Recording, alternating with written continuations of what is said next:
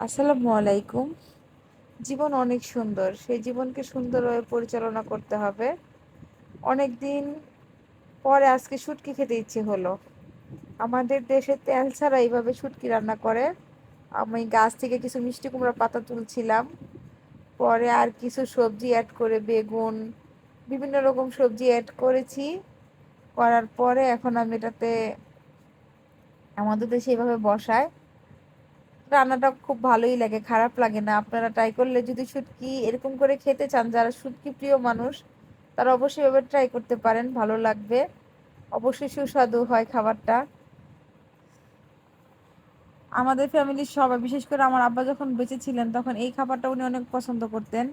মাকে বলতেন যে খালি যে আমাদের দেশে বলে শাক পাতা, শাক পাতাটা রান্না করে দাও শুটকি দিয়া। তো আমি আজকে রান্না করতেছি, আর আমার বাবার কথা অনেক মনে পড়তেছে। সবাই ভালো থাকবেন, আল্লাহ হাফেজ।